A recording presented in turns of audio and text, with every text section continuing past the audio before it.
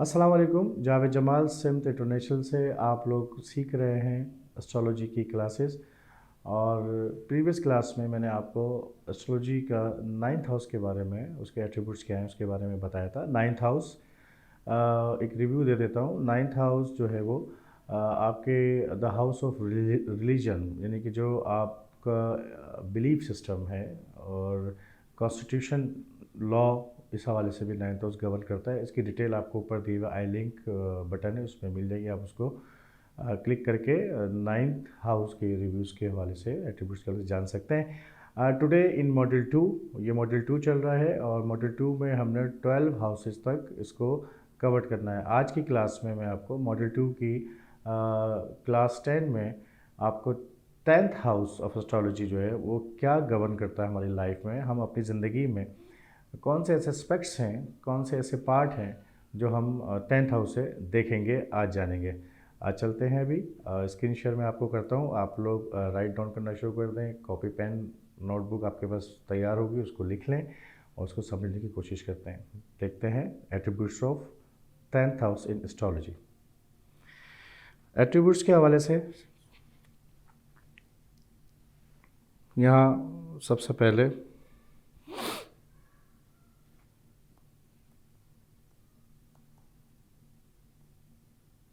attributes of astrology, sorry, attributes of 10th house in astrology। 10th house ये cardinal houses भी कहलाते हैं। ये इसकी डिटेल भी मैं आपको आगे बताऊंगा, समझाऊंगा। इसमें नंबर 1 सबसे पहले जो हम कैरियर देखेंगे, किसी भी बंदे का कैरियर क्या है। कैरियर, एक बात आपको इसमें थोड़ा सा बता दूं कि 6th हाउस में मैंने आपको बताया था जॉब, नौकरी, जो रोज़गार है, जो हम काम करते हैं। 6th हाउस से नौकरी देखेंगे और 10th हाउस से आप उसका कैरियर देखेंगे। नौकरी और कैरियर में फ़र्क होता है। जॉब, रोज़गार जो आप करते हैं, अगर उसमें आपने एक काफ़ी अरसा गुजारा है, 20 साल, 30 साल, 10 साल, यानी कि वो नौकरी आपका कैरियर बन गई।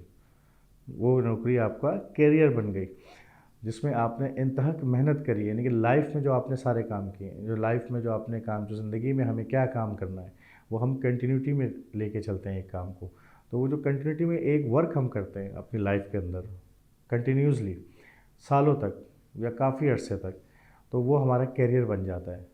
अक्सर लोगों को अदम एतमाद होता है कि मेरा कैरियर ख़राब हो जाएगा, यानी कि इसका मतलब है कि उन्होंने किसी एक फील्ड में, किसी एक शोबे में काफ़ी अरसा गुजार दिया है, मेहनत करी है और आखिर में वो किसी भी वजह से, वो रीज़न्स आगे भी बताऊंगा मैं आपको किस रीज़न से ये सारी चीज़ें डिस्टर्ब होती हैं या बनती हैं। तो किसी रीज़न्स की वजह से वो कहते हैं ना कि अक्सर कि हमारा कैरियर ख़राब लग गया, कैरियर दाव पे लग गया है। तो इसका मतलब है कि वो कैरियर की बात अगर कर रहे हैं तो 10th हाउस देखेंगे। किसी की जॉब नहीं है, नौकरी नहीं लगती, तो उसके लिए सिर्फ 6th हाउस देखेंगे। 10th हाउस भी देखा जाएगा, वो एक्सपेक्ट्स होता है प्लानिटरी, वो आगे आप ज़रूर पढ़ेंगे इस हवाले से। तो 6th हाउस आपने जाना, उससे जॉब, साथ काम करने वाले। कैरियर जो है वो आप, इसका मतलब है कि बनाना चाहते हैं या बना चुके हैं।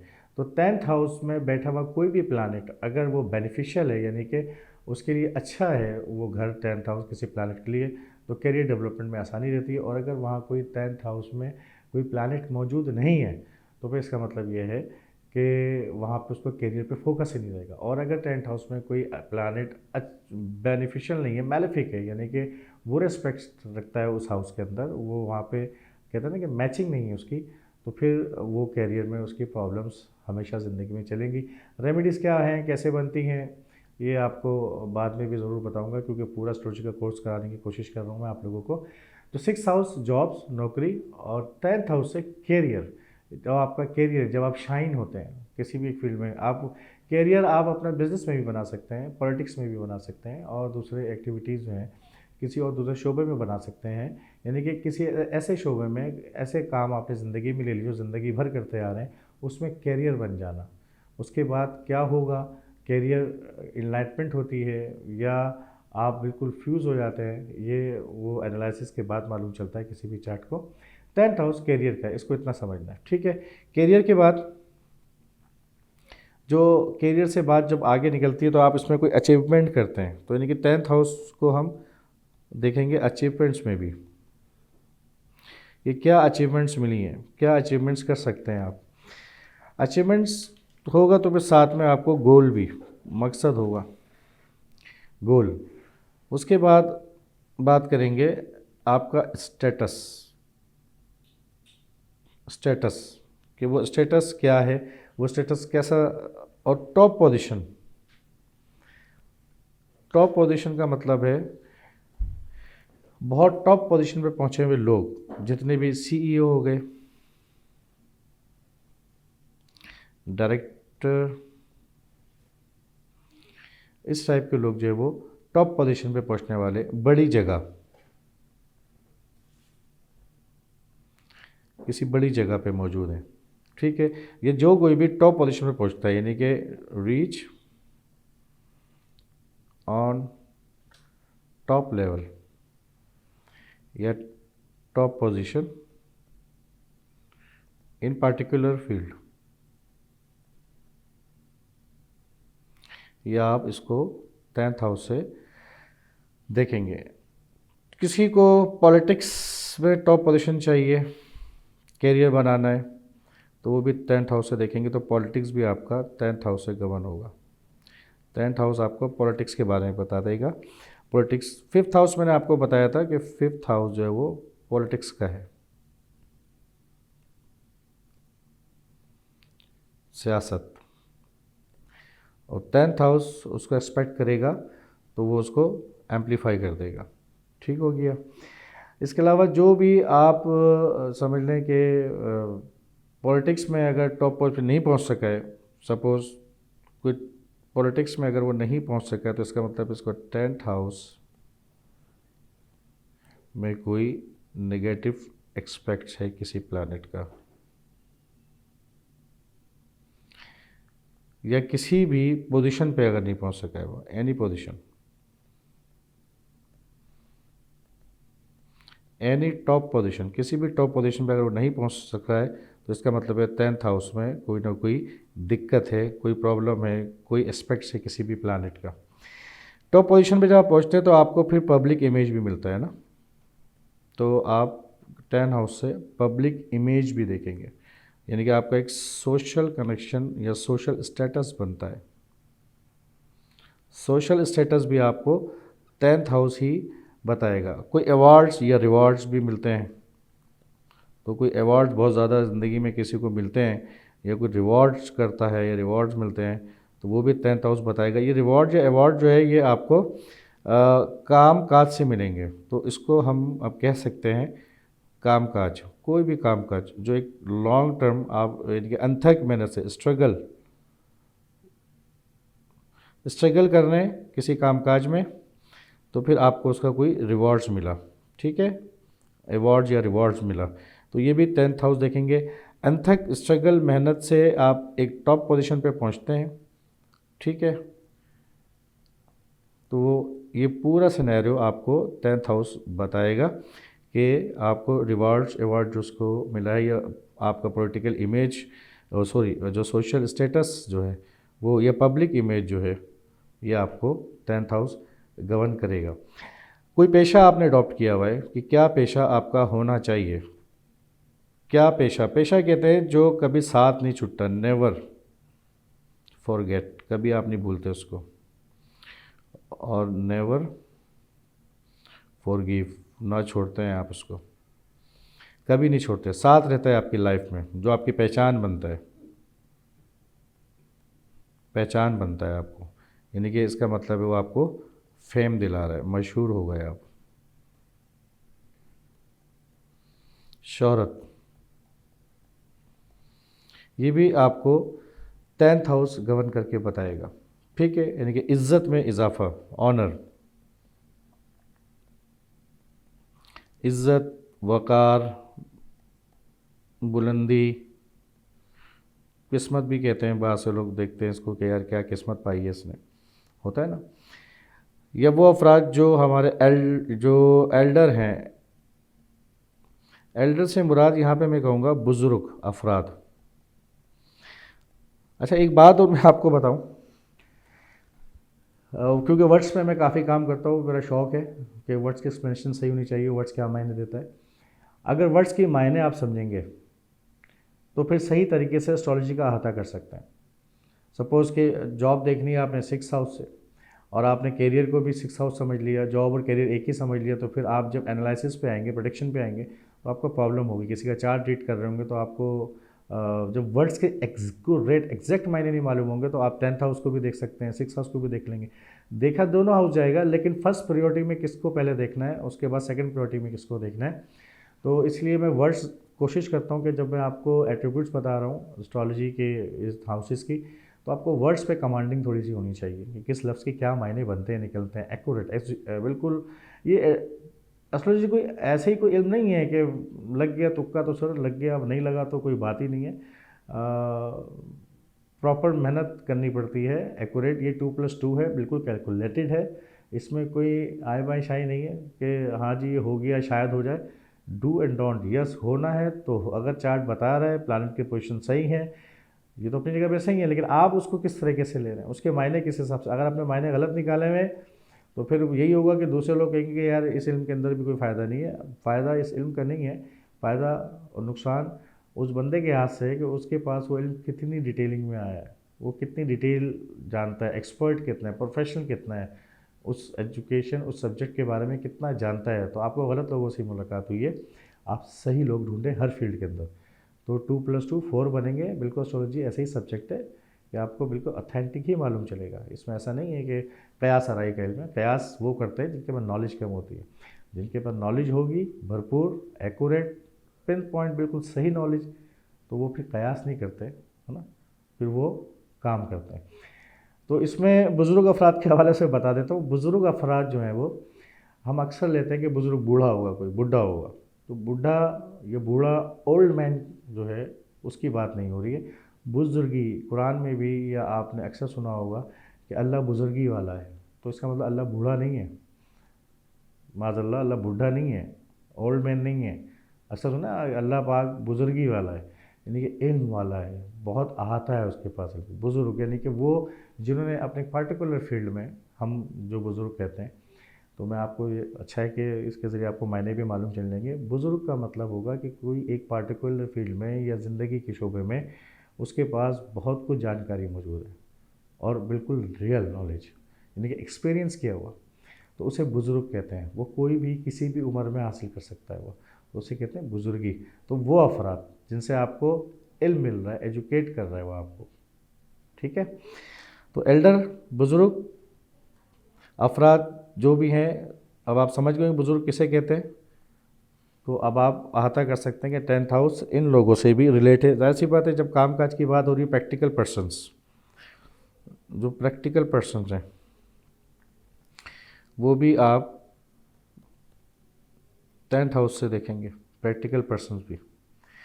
तो इसमें एक चीज़ और है, एक जब प्रैक्टिकल पर्सन होता है यहाँ पे, जब ये प्रोफेशन है उसका कोई, और उसको रिवार्ड मिलते हैं, तो फिर इसका मतलब है लाइफ टाइम, अक्सर सुना होगा लाइफ टाइम अचीवमेंट, ऐसे अवार्ड्स भी दिए जाते हैं ना। जैसे हमारे यहाँ कुछ सेलिब्रिटीज़ हैं, अनवर मकसूद जैसे, और दूसरे और बहुत सारे हैं, मैंने एक नाम ले लिया वैसे ही समझाने के लिए, कि लाइफ टाइम अचीवमेंट अवार्ड। तो वो अवार्ड्स भी लाइफ टाइम अचीवमेंट, लफ्ज़ लाइफ टाइम यानी कि ज़िंदगी भर जो आपने मेहनत की, ऊपर मैंने आपको बताया, ज़िंदगी भर मेहनत स्ट्रगल किया आपने, ठीक है, तो उसके हिसाब से जो अवार्ड मिलता है। तो लाइफ टाइम अचीवमेंट भी, या लाइफ टाइम अचीवमेंट अवार्ड जिन लोगों को मिलता है, वो भी 10th हाउस से आप गवर्न करेंगे। 10th हाउस गवर्न करता है, 10th हाउस से ही देखेंगे, ठीक है। फिर आपको आपकी ज़िंदगी में क्या करना है। अगर कोई ये सवाल आपके पास आता है कि मुझे अपनी ज़िंदगी में क्या करना है, ठीक है, विश प्रोफेशन या एम्बिशन मैं अपनी लाइफ में क्या होगा वो मेरे, which profession ambition in my life, ये क्वेश्चन कोई आता है तो आप उसको 10th हाउस से देखेंगे। अगर उसका 10th हाउस एम्प्टी है तो उसका एम्बिशन नहीं होगा। अगर 10th हाउस में कोई अच्छा प्लानिट मौजूद है तो फिर वो उस हिसाब से आगे प्रेडिक्शन बनेगी। आगे की क्लासों में आप ये करना सीखेंगे। अभी सिर्फ आपने एट्रीब्यूट्स पे है जो है उसको समझना है, उसी पे नज़र रखनी है। इससे आगे मैं आपको नहीं बताना चाह रहा क्योंकि आप लोग कन्फ्यूज़ हो जाएंगे इस तरीके से। गवर्नमेंट पोस्ट किसी की होती है, गवर्नमेंट पोस्ट या गवर्नमेंट जॉब, वो भी 10th हाउस बताएगा आपको। गवर्नमेंट जॉब के साथ आपको 10th हाउस और प्लस 6th हाउस दोनों को देखना होगा। मैं आगे जाके ज़रूर बताऊंगा आपको कैसे देखेंगे इसको, ठीक है। अब किसी को बिजनेस में कोई ट्रेड अगर करता है, उसके अंदर उसने एक लॉन्ग टाइम स्ट्रगल की है, काम किया है उसने कोई, तो उसका रिवॉर्ड्स या अवार्ड्स क्या कैरियर दाव पे लग गया क्या है, वो भी 10th हाउस बताएगा। जॉब के साथ साथ कोई बिज़नेस भी, आप बिज़नेस को भी करियर बना सकते हैं ना, तो वो भी इस हिसाब से इसके अंदर आएगा। एक हो गया। उसके बाद आपका जो है वो कुछ फादर बिजनेस भी इसमें आएंगे, यानी कि आप ये समझ लें कि फैमिली बिजनेस, फैमिली बिजनेस को भी आप 10th हाउस से देखेंगे। ये फादर का भी हाउस है, फादर भी 10th हाउस से देखेंगे। फैमिली बिजनेस से क्या उसको रिवॉर्ड्स मिला है, फैमिली बिजनेस से किस तरीके से उसको आगे बढ़ाए, फैमिली बिजनेस को मिलेगा नहीं मिलेगा, फादर से बेनिफिट्स मिलेंगे, बेनिफिट्स फ्रॉम फादर, ये भी 10th हाउस बनाए बताएगा आपको। फादर एक समझने के लिए बता रहा हूँ आपको, हमारे रूल्स रेगुलेशन जो हैं वो भी 10th हाउस से देखे जाएंगे। काम काज वो भी हमें हमारे फादर ही बताते हैं, वालिद बाप हमें सिखाता है। बाउंड्रीज, इसको बाउंड्रीज से भी देखेंगे, यानी कि पहले तो रूल्स भी इसको, रूल्स रेगुलेशन, 10th हाउस कोई काम काज का है, रिवॉर्ड्स का है, अवार्ड्स का है, रेपुटेशन का है, फेम है, तो ये रूल्स या रेगुलेशन के बिना नहीं हो सकता। रूल्स और रेगुलेशन के बगैर आपको कोई भी फेम नहीं मिल सकता, ठीक है। उसके लिए आपने कोई बाउंड्रीज बनाई होंगी। बाउंड्रीज, लिमिटेशंस भी होती हैं, यानी कि रोक टोक, कुछ किया होगा आपने रोक टोक में, कोई भी कस्टम ऐसा डिज़ाइन किया होगा, तो इसका मतलब ये कि वो हमारा ये सारा जो हुनर है ये फादर की तरफ से आता है। बाप हमें रोक टोक करने के लिए वाले से बताता है, वो हमारी बाउंड्री सेलेक्ट करता है और वो हमें रोक टोक करता है, लिमिटेशंस बताता है, बाउंड्रीज़ के बारे में हमें बयान करता है, रूल्स बताता है लाइफ के हमें कि हमें रूल्स किस तरीके से लाइफ में गवर्न करते हैं। हमारे रूल्स रेगुलेशन को हमारे लिए वो इन कराता है आवर सेल्फ में, समझाता है, रोक टोक करता है। तो वो फादर का भी हम 10th हाउस से देखेंगे, यानी कि 10th हाउस में आपका फादर भी आएगा, ठीक है। और थोड़ी सी बात एडिशनल कर दूं कि 4th हाउस में हमने मदर को बताया था आपको कि 4th हाउस मदर का है, ठीक है, और फादर का 10th हाउस है। देखिए एस्ट्रोलॉजी इसको किस तरह प्रूफ कर रही है कि 4th हाउस मदर, मदर को देखना है किसी की वालदा को तो वो 4th हाउस से देखेंगे, और किसी के फादर को देखना है तो वो आप उसको 10th हाउस से देखेंगे। 4th से 10 गिनेंगे, 4, 5, 6, 7, 8, 9, 10, तो first house, second, third, fourth, fifth, six, 7, यानी कि अगर 4th हाउस माँ का है, मदर का, तो मैंने बताया था अपोजिट हाउस, उसके सामने वाला अपोजिट हाउस फादर का हो जाएगा, यही बताया था। अगर फादर का फर्स्ट हाउस लेते हैं आप,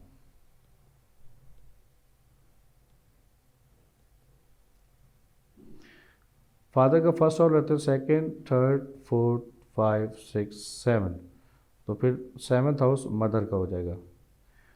जैसे हमने लिया था, याद है आपको, यहाँ अगर हमने हस्बैंड को लिया था तो यहाँ वाइफ, ठीक है। अगर यहाँ वाइफ है तो फिर यहाँ हस्बैंड, यानी कि 1 से 2 7 अपोज कहलाते हैं, अपोजिट। तो जब माँ का 4th हाउस है तो फादर का फिर 10th हाउस अपोज बनेगा। ये थोड़ा सा एडिशनल मैंने आपको समझाने के लिए बता दिया है, क्योंकि बहुत से एस्ट्रोलॉजी के अंदर ये होता है कि कुछ लोग 9th हाउस को भी फादर का कहते हैं, लेकिन मैं फादर का 9th हाउस रूहानी बाप, स्पिरिचुअल फादर के हवाले से मैं कह सकता हूँ। यानी कि फादर का वो बिज़नेस हम बात कर रहे थे, फादर्स का अगर कोई बिज़नेस है जो नस्लों तक चलता है, जनरेशन टू जनरेशन। अक्सर कहते हैं ना यार, बाप दादा का कारोबार, तो ये 10th हाउस से देखेंगे। मेरी कोशिश है कि मैं आपको डिटेल में एक्सपेक्ट करूँ ताकि आप ऑब्ज़र्वर बन सकें और ऑब्ज़र्व कर सकें चीज़ों को। तो मुस्तकिल प्रोफेशनल हो गया फिर, यानी कि वो जो मुस्तकिल पेशा है, यानी कि कांस्टेंट है, वो फैमिली बिजनेस है, फैमिली बिजनेस बन गया, कांस्टेंट, मुस्तकिल, नॉट चेंजेबल, चेंज नहीं कर रहे आप उसको, ठीक है, नस्लों से चल रहा है। 10th हाउस बताएगा। और इसके साथ अगर आपको इसके अंदर हम ये देखेंगे थोड़ा सा बॉडी टाइप से पहले मैं आपको एक चीज़ और बता दूं कि मेरा डायरेक्शंस के हवाले से भी ये हमारी जो है कम से कम 4 कार्डिनल हाउसेस कहलाते हैं, क्योंकि मैंने आज 4 कार्डिनल डायरेक्शन 4 कार्डिनल हाउसेस मुकम्मल कर दिए हैं, कंप्लीट हो गया आज। तो इसलिए मैंने सोचा इसका थोड़ा सा तारुफ दे दूं, 4 कार्डिनल हाउस क्या कहलाते हैं। फर्स्ट हाउस अगर हम ज़ोडिक साइन से चलेंगे तो एरीज है, और सेकंड, थर्ड, फोर्थ, यानी कि 4th हाउस आपका, इस तरीके से समझेंगे इसको कि अगर 4th हाउस है आपका तो वो कैंसर है, ठीक हो गया। और फिर मैं फिर लिख रहा हूँ इसको, 4th के बाद आपका फिर आ जाएगा 7th हाउस, वो आपका लिब्रा है। ये मैं बताता हूँ किसका किस तरीके से, ठीक है। 10th हाउस जो है वो आपका कैप्रिकॉन है। ये 4 कार्डिनल डायरेक्शन है, ठीक है।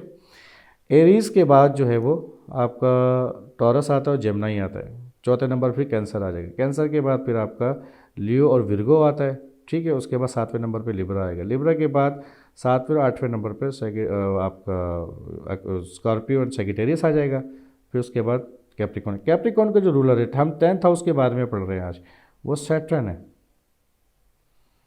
जब प्लैनेट पे आऊँगा तो मैं और आपको बात बताऊँगा। सैटर्न आपको बाउंड्रीज़ देता है, बताता है कि कौन क्या कहाँ बाउंड्रीज़ बनेंगी, मतलब लिमिटेशन देता है आपको।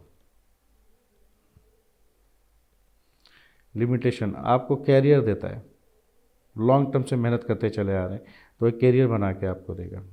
10th हाउस कैप्रिकॉन, सैटर्न, ठीक है। ये लिमिटेशन है, बाउंड्रीज़ है, फोकस, कि आपका फोकस कहाँ पर है। अक्सर करियर पे फोकस है। अगर यहाँ पे कोई 10th हाउस में कोई प्लैनेट बैठा है तो फिर उस हिसाब से देखेंगे उसका फोकस है कि नहीं।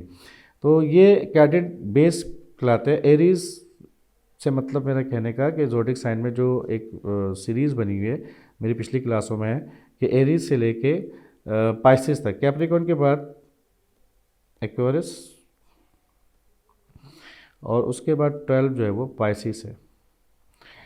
तो ज़रूरी नहीं है कि मतलब आप एरीज को देखेंगे। फर्स्ट हाउस की बात हो रही है तो फर्स्ट हाउस हो सकता है जिनकी तारीख़ पैदाइश जो है वो 19 अप्रैल से मई के दरमियान, 20-21 मई के दरमियान है, तो वो टॉरस हो गए, सॉरी, तो वो टॉरस कहलाएंगे। टॉरस को उर्दू में बर्जसोर कहते हैं। तो टॉरस उनका फर्स्ट हाउस हो जाएगा, और जेमिनी उनका सेकंड हाउस हो जाएगा। इसी तरीके से कैंसर उनका थर्ड हाउस हो जाएगा, और फिर लियो उनका 4th हाउस हो जाएगा। ठीक है, इस तरीके से ये मैंने अभी आपको समझाया नहीं है, लेकिन रेफरेंस दिया, मैं आपको इसको नेक्स्ट क्लास में ज़रूर समझाऊंगा कि किस तरीके से कैलकुलेट करेंगे इन डिटेल योर हॉरोस्कोप। ठीक है, तो ये बेस है। इसी तरीके से एरीज का जो बनता है वो नॉर्थ डायरेक्शन बनती है, एरीज की नॉर्थ बनेगी, इसको ऐसे लिख लेते हैं यहाँ पे। एरीज की नहीं, फर्स्ट हाउस की, फर्स्ट हाउस हो सकता है टॉरस वाला हो तो उनका फर्स्ट हाउस टॉरस हो जाएगा फिर यहाँ पे। ठीक है, तो ये एरीज जो है उसका जो डायरेक्शन इसकी आएगी वो आएगी नॉर्थ, यानी कि फर्स्ट हाउस की। आप एरीज से अगर कंफ्यूज हो रहे तो फिर मैं इसको रिमूव कर देता हूँ यहाँ से। ठीक है, फर्स्ट हाउस की बात करते हैं। चलें, फर्स्ट हाउस नॉर्थ है आपका, ठीक हो गया। और फोर्थ हाउस, बस फर्स्ट हाउस नॉर्थ हो गया, फोर्थ हाउस आपका साउथ हो गया। ठीक है, सेवेंथ हाउस, सेवेंथ हाउस आपका ईस्ट हो गया, और 10th हाउस आपका वेस्ट हो गया। इस मीन्स के अगर हम एरीज से पाइसिस तक देखेंगे तो कैप्रिकॉन 10th हाउस पे आता है यहाँ पे, और कैप्रिकॉन का रूलर प्लैनेट जो है, यानी कि जो उसका रूलर है, उसका हाकिम सैयरा जो ऑनर है, वो सैटर्न है। तो सैटर्न की डायरेक्शन वेस्ट कहलाएगी। ठीक, आगे जाके और डिटेल इसकी मैं आपको ज़रूर दूंगा। ये एक कार्टन थी, इसको समझ लीजिएगा। ये फोर हाउसेस वो हाउसेस होते हैं जो आप किसी से छुपा नहीं सकते, नेवर हाइड, नेवर हाइड। ज़िंदगी में कोई भी आदमी इन 4 चीज़ों को नहीं छुपा सकता। अपने आप को कहाँ लेके जाएगा, उसकी पर्सनालिटी बताया था मैंने आपको, पर्सनालिटी, शख्सियत, अपना वजूद, उसका कहाँ लेके जाएगा, कहाँ छुपाएगा। ठीक है, यानी हाउस, घर नहीं छुपा सकता जहाँ वो रहता है, जो उसका बेस है। ठीक है, यानी कि होम, सेकंड हाउस का यही बताया था मैंने आपको, मतलब फोर्थ हाउस का यही बताया था आपको मैंने, हाउस, होम, जहाँ जिस जगह में रहता है। सेवन्थ हाउस, शादी भी नहीं छुपती भाई, मैरिज ज़्यादा नहीं छुपती, मालूम चल ही जाता है, लोग छुपाने की कोशिश करते हैं। इसलिए कहता हूँ कि करनी है तो बता के कर लो। ठीक है, तो 7th हाउस आपके मैरिज को बताता है, पार्टनरशिप डीट नहीं छूट सकती, नॉट हिडन, लाइफ में छुपा ही नहीं सकते आप, तो ये 7th हाउस बता। 10th हाउस, 10th हाउस आपका करियर है, आप कैसे छुपाएंगे, आपको सबको मालूम चल गया, आप कुछ फादर को कैसे छुपाएंगे। ठीक है, तो ये 4th कार्डिनल बेस हैं जो आप लाइफ में नहीं छुपा सकते, और ये बड़े बेसिक्स होते हैं। इन पे प्लानट की पोजीशन अगर अच्छी होगी तो फिर उसकी बेस मजबूत होती है किसी भी नेटिव की, जब हम उसका चार्ट रीड करते हैं। तो ये चार्ट रीड करने के कुछ टूल्स हैं, आगे मैं आपको बताऊंगा। अब इसके बॉडी टाइप्स देखते हैं।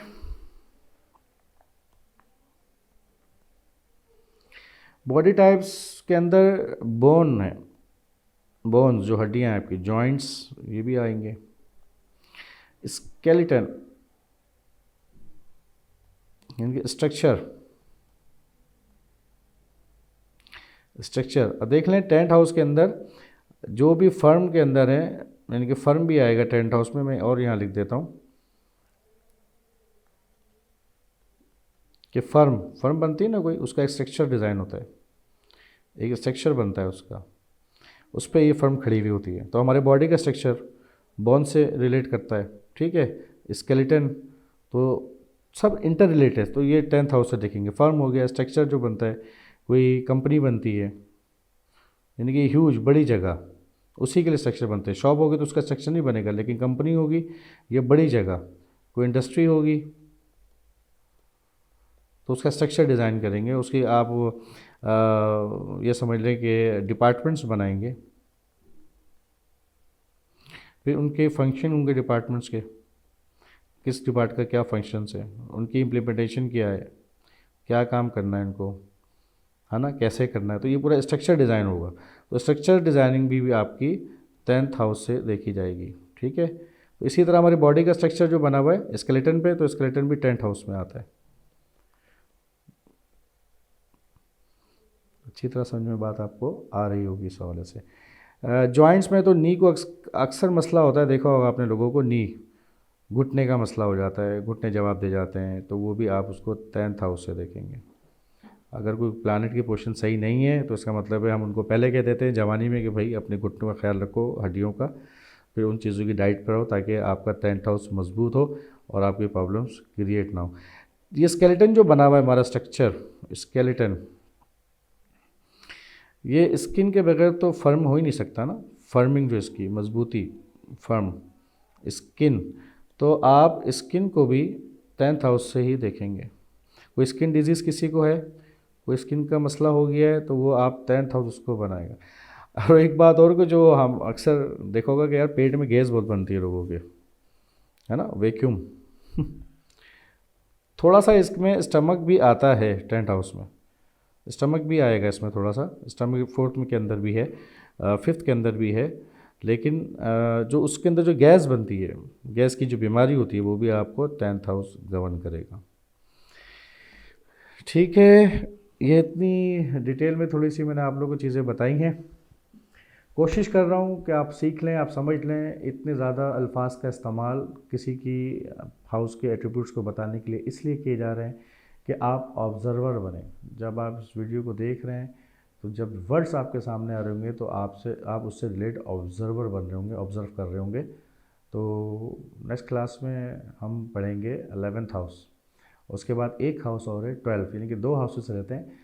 इन दोनों क्लासों में आपको दोनों हाउसेस के बारे में बताती जाएगा। तो फिर हमारा जो ज़ोडिक यानी कि एस्ट्रोलॉजी के अंदर जो 12 हाउस और 12 हाउस जो हमारी ज़िंदगी पे किस तरीके से रूल करते हैं, वो आप कंप्लीट करेंगे। ठीक है, नेक्स्ट क्लास तक इजाज़त। इनको देखिएगा और पढ़िएगा अच्छी तरीके से, ऑब्ज़र्व करिएगा, डेली रूटीन में देखना है आपको रोज़मर्रा के मामलों में। अभी उसके बाद आप लोग फिर कहेंगे देख तो नहीं, लेकिन अब आगे कैसे देखें। तो जब ये जस्तजू पैदा होगी तो दूसरी क्लासों में आपकी एक कड़ी चेन, कड़ी से कड़ी कई कड़ी मिलेंगी ना, तो चेन बन जाएगी। तो अभी 1-2 कड़ी आपके हाथ में आई है, अभी सिलसिला जारी है, फिर देखते हैं। तब तक इजाज़त, अपना ख्याल रखिएगा। अस्सलाम वालेकुम वरहमतुल्लाहि वबरकातुहू।